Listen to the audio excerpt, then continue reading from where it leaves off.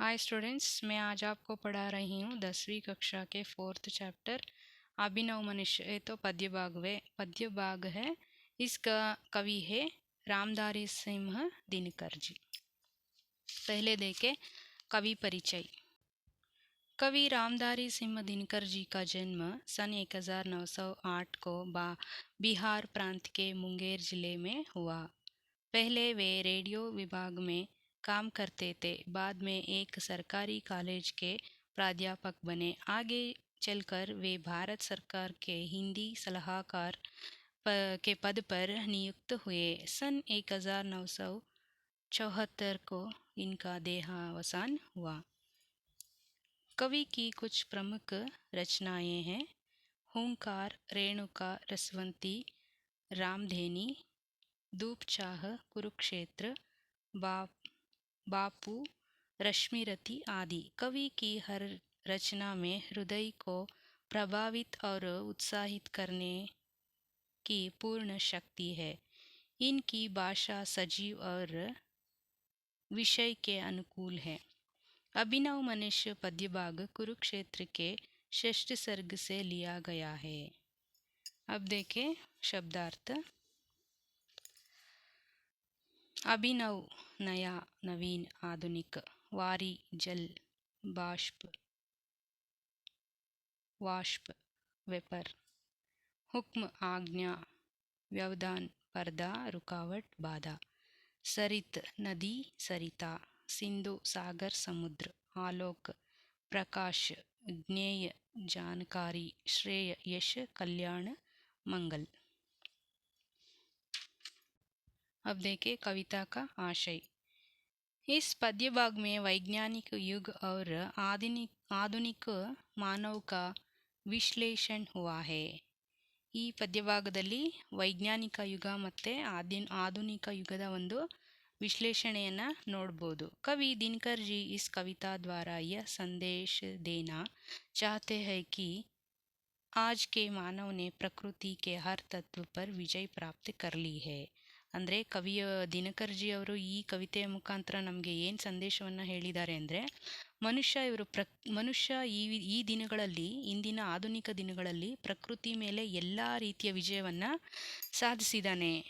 ಪರಂತು कैसी ವಿಡಂಬನಾ है कि उसने ಸ್ವಯಂ ಕೋ ನಹಿ ಪಹಚಾನ। ಆದರೆ ಇಷ್ಟೆಲ್ಲ ಸಾಧನೆಗಳನ್ನು ಮಾಡಿದ್ರು ತನ್ನನ್ನು ತಾನು ಅವನು ಏನು ಅಂತ ತಿಳ್ಕೊಂಡಿಲ್ಲ। ಅಪ್ನೆ ಭಾಯಿಚಾರೋಂ ಕೋ ನಹಿ ಸಮಜ।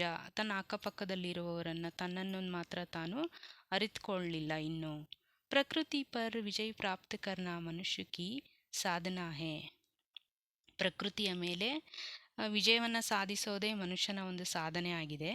ಮಾನವ್ ಕಿ ಬೀಚ್ ಸ್ನೇಹ ಕಾ ಬಾಂಧನಾ ಮಾನವ್ ಕಿ ಸಿದ್ಧಿ ಹೇ। ಆದರೆ ಮನುಷ್ಯರ ನಡುವೆ ಒಂದು ಸ್ನೇಹ ಸಂಬಂಧವನ್ನು ಸಿದ್ಧಿಸುವುದು ಅಂದರೆ ಬೆಳೆಸಿಕೊಳ್ಳುವುದೇ ಒಂದು ಮಾನವೀಯತೆ। ಅದನ್ನು ಫಸ್ಟು ಮನುಷ್ಯ ಕಲಿಬೇಕು। जो मानव दूसरे मानव से प्रेम का रिश्ता जोड़कर आपस की दूरी को मिटाए।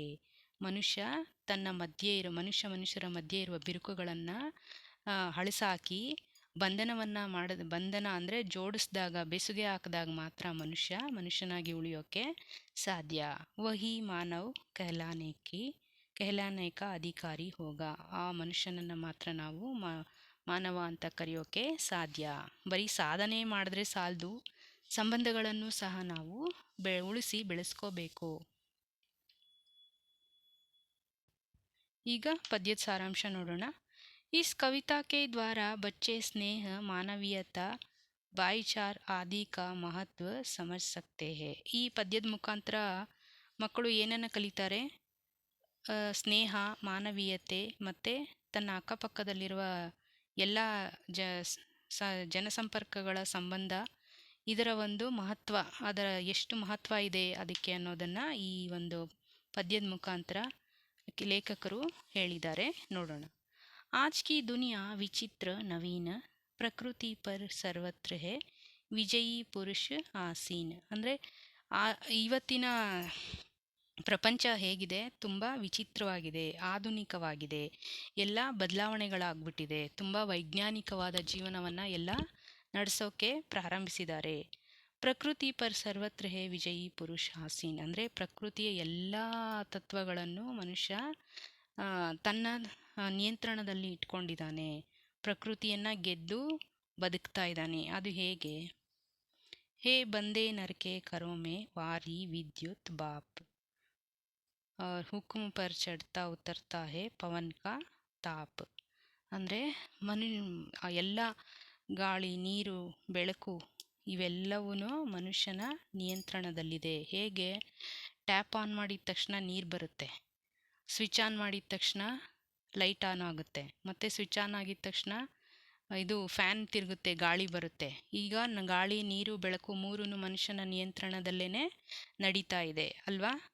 ಹೀಗೆ ಹೇ ನಹಿ ಬಾಕಿ ಕಹಿ ವ್ಯವಧಾನ ಲಾಗ್ ಸಕ್ತಾ ನರ್ ಸರಿತ್ ಗಿರಿ ಸಿಂಧು ಏಕ್ ಸಮಾನ್. ಹೀಗೆ ಮನುಷ್ಯ ಪ್ರಕೃತಿ ಮೇಲೆ ತನ್ನ ವಿಜಯವನ್ನು ಸಾಧಿಸಿ ಕುಳಿತಿದ್ದಾನೆ. ಅದಷ್ಟೇ ಅಲ್ಲ, ಅವನು ಇಲ್ಲಿ ಚಿತ್ರದಲ್ಲಿ ಕೊಟ್ಟಿರೋ ಪ್ರಕಾರ ನೋಡಿ, ಏರೋಪ್ಲೇನು ಮತ್ತು ನದಿ, ಸಮುದ್ರದಲ್ಲಿ ನಡೀತಾನೆ, ವಿಂಡ್ ಮಿಲ್, ಗಾಳಿಯನ್ನು ನಿಯಂತ್ರಣದಲ್ಲಿಟ್ಕೊಂಡಿದ್ದಾನೆ. ಈ ರೀತಿ ಎಲ್ಲ ಕ್ಷೇತ್ರಗಳಲ್ಲೂ ಅವನು ಪ್ರಕೃತಿಯ ಮೇಲೆ ವಿಜಯವನ್ನು ಸಾಧಿಸಿದ್ದಾನೆ. ನದಿನಲ್ಲಿ ಮೀನಿನ ಹಾಗೆ ಈಜಬಲ್ಲ, ಆಕಾಶದಲ್ಲಿ ಪಕ್ಷಿ ಹಾಗೆ ಹಾರಬಲ್ಲ, ಗಿರಿ ಶಿಖರಗಳನ್ನೇ ಅವನು ಹತ್ತಿ ಏರಬಲ್ಲ ಮೇಲೆ. ಈ ರೀತಿ ಅವನು ಸಾಧನೆಯನ್ನು ಮಾಡಿ ಮುಂದೆ ಬಹಳ ವೈಜ್ಞಾನಿಕವಾದ ಜೀವನವನ್ನು ನಡೆಸ್ತಾ ಇದ್ದಾನೆ ಪ್ರಕೃತಿಯಲ್ಲಿ. ಯಹ ಮನುಜ ಜಿಸ್ಕಾ ಗಗನ್ ಮೇ ಜಾ ರಹಾ ಹೇ ಯಾನ್. ಅವನು ಕಂಡುಹಿಡ್ದಿರೋ ಒಂದು ಏರೋಪ್ಲೇನು ಪಕ್ಷಿ ಹಾಗೆ ಹಾರ್ತಿರುತ್ತೆ ಆಕಾಶದಲ್ಲಿ, ಅದರಲ್ಲಿ ಎಷ್ಟೊಂದು ಜನ ಕುಳಿತುಕೊಂಡು ಹೋಗ್ಬೋದು. ಕಾಂಪ್ತೆ ಜಿಸ್ಕೆ ಕರೋಮ್ ಕೋ ದೇಖ್ ಕರ್ ಪರಮಾಣು. ಅಷ್ಟೇ ಅಲ್ಲ, ಅವನು ಪರಮಾಣು ಬಾಂಬನ್ನೇ ಕಂಡುಹಿಡಿದಿದ್ದಾನೆ. ಅವನ ಕರಗಳಲ್ಲಿ ಅದು ಹೆದರ್ಕೊಳ್ತಾ ನಡುಗ್ತಾ ಇರುತ್ತೆ. ಆ ಬಾಂಬು ಅವನ ಕರಗಳನ್ನೇ ನೋಡಿ ಹೆದರುತ್ತೆ. ಆ ರೀತಿಯ ಒಂದು ಬಾಂಬ್ ಸಹ ಅವನು ತನ್ನ ಬುದ್ಧಿಶಕ್ತಿಯಿಂದ ಕಂಡುಹಿಡಿದು ನಡೆಸ್ತಾ ಇದ್ದಾನೆ. ಯಹ ಮನುಜ ಜೋ ಸೃಷ್ಟಿ ಕಾ ಶೃಂಗಾರ ಹೇ. ಈ ಮನುಷ್ಯ ಏನು? ಈ ಸೃಷ್ಟಿಯ ಒಂದು ಶೃಂಗಾರದ ಸಂಕೇತ. ಜ್ಞಾನ ಕಾ ವಿಜ್ಞಾನ ಕಾ ಆಲೋಕ ಕಾ ಆಗಾರ್. ಅಂದರೆ ಜ್ಞಾನದ ಕ್ಷೇತ್ರದಲ್ಲೂ ವಿಜ್ಞಾನದ ಕ್ಷೇತ್ರದಲ್ಲೂ ಮತ್ತು ಬೆಳಕು, ಅವನು ಒಂದು ಪ್ರಕಾಶಮಾನವಾದ ಬೆಳಕಾಗಿದ್ದು, ಅವನು ಆ ಬೆಳಕು ಅಂದರೆ ಜ್ಞಾನದ ಭಂಡಾರವನ್ನೇ ಅವನಲ್ಲಿ ತುಂಬಿಕೊಂಡಿದ್ದಾನೆ. ಇಲ್ಲಿ ಶೃಂಗಾರವನ್ನು ಒಂದೇ ವಿಷಯಕ್ಕೆ ಅಲ್ಲ, ಎಲ್ಲ ವಿಷಯದಲ್ಲೂ ನಾವು ನೋಡ್ಬೋದು. ಜ್ಞಾನ, ವಿಜ್ಞಾನ ಮತ್ತು ಒಂದು ಬೆಳಕಿನ ಒಂದು ಸಂಕೇತವಾಗಿಯೂ ಸಹ ನಾವು ಮನುಷ್ಯನನ್ನು ನೋಡ್ಬೋದು. ವ್ಯೋಮ ಸೆ ಪಾತಾಲ್ ತಕ್ ಸಬ್ ಕುಚ್ ಇಸೆ ಹೇ ಜ್ಞೇಯ.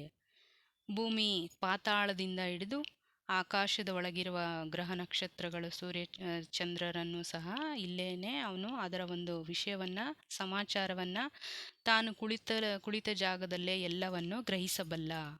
ಅಷ್ಟು ಅವನಿಗೆ ವಿಜ್ಞಾನವನ್ನು ಮುಂದುವರಿಸಿ ನಡೆಸ್ತಾ ಇದ್ದಾನೆ, ವೈಜ್ಞಾನಿಕ ಜೀವನವನ್ನು. ಎಲ್ಲ ಸಮಾಚಾರಗಳು ತಾನು ಕುಳಿತಲ್ಲೇನೆ ಗ್ರಹಿಸುವಷ್ಟು ಬುದ್ಧಿಶಕ್ತಿ ಮನುಷ್ಯನಿಗೆ ಇದೆ. ಪರ್ ನಾ ಯಹ ಪರಿಚಯ ಮನುಜ್ ಕಾ ಯಹ ನಾ ಉಸ್ಕಾ ಶ್ರೇಯ. ಇದಿಷ್ಟೇ ಅವನ ಒಂದು ಪರಿಚಯ ಅಲ್ಲ. ಅವನು ಆಕಾಶ, ಭೂಮಿ, ಪ್ರಕೃತಿ ಮೇಲೆ ವಿಜಯವನ್ನು ಸಾಧಿಸಿದ್ದಾನೆ ಅಂದಿದ ತಕ್ಷಣ ಅವನ ಮನುಷ್ಯ ಅನ್ನೋಕ್ಕಾಗುತ್ತಾ? ಅದಷ್ಟೇ ಅಲ್ಲ ಅವನ ಒಂದು ಪರಿಚಯ. ಶ್ರೇಯ ಉಸ್ಕಾ ಬುದ್ಧಿ ಪರ್ ಚೈತನ್ಯ ಔರ್ ಉರ್ಕಿ ಜೀತ್. ಬರೀ ಅಷ್ಟೇ ಅಲ್ಲ, ಬುದ್ಧಿಶಕ್ತಿ, ಮನಸ್ಸು ಮತ್ತು ಹೃದಯ, ಈ ಮೂರನ್ನು ಗೆದ್ದವನೇ ನಿಜವಾದ ಮನುಷ್ಯ. ಶ್ರೇಯ ಮಾನವ್ ಕಿ ಅಸೀಮಿತ ಮಾನವೋಂಸೆ ಪ್ರೀತ್.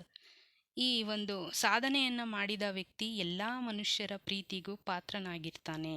ಆದರೆ ಏಕ್ ನರ್ಸೆ ದೂಸರೆ ಕೆ ಬೀಚ್ ಕಾ ವ್ಯವಧಾನ ತೋಡ್ ದೇ ಜೋ ಬಸ್ ವಹಿ ಜ್ಞಾನಿ ವಹಿ ವಿದ್ವಾನ್ ಔರ್ ಮಾನವ್ ಬಿ ವಹಿ. ಅಷ್ಟೇ ಅಲ್ಲ, ಒಬ್ಬ ಮನುಷ್ಯ ಮತ್ತೊಬ್ಬ ಮನುಷ್ಯನ ನಡುವೆ ಪ್ರೀತಿ, ಸ್ನೇಹ ಈ ಸಂಬಂಧಗಳನ್ನು ಉಳಿಸಿ ಬೆಳೆಸಬೇಕು. ಅವನೇ ನಿಜವಾದ ಮನುಷ್ಯ, ಅವನೇ ನಿಜವಾದ ಜ್ಞಾನಿ ಮತ್ತು ವಿದ್ವಾನ್ ಆಗಿರ್ತಾನೆ. ಅವನನ್ನು ನಾವು ಈ ಮನುಷ್ಯರ ನಡುವೆ ಈ ಸಂಬಂಧಗಳ ಬಿರುಕುಗಳನ್ನು ಅಳಿಸಾಕಿ ಸಂಬಂಧದ ಬೆಸುಗೆಯನ್ನು ಹಾಕುವವನೇ ನಿಜವಾದ ಮನುಜ, ನಿಜವಾದ ಮನುಷ್ಯ ಅಂತ ಇಲ್ಲಿ ಕವಿಯವರು ನಮಗೆ ವ್ಯಕ್ತಪಡಿಸಿದ್ದಾರೆ ಈ ಪದ್ಯದ ಮುಖಾಂತರ. ಎಲ್ರಿಗೂ ಅರ್ಥ ಆಯ್ತಾ ಈ ಪದ್ಯ? ಇನ್ನೊಂದ್ಸಲ ಓದ್ಕೊಳ್ಳಿ ಎಲ್ಲ. ನಮ್ಮ ಚಾನಲ್ಗೆ ಸಬ್ಸ್ಕ್ರೈಬ್ ಮಾಡಿ, ಲೈಕ್ ಮಾಡಿ, ಶೇರ್ ಮಾಡಿ, ಕಾಮೆಂಟ್ ಮಾಡಿ. Thank you.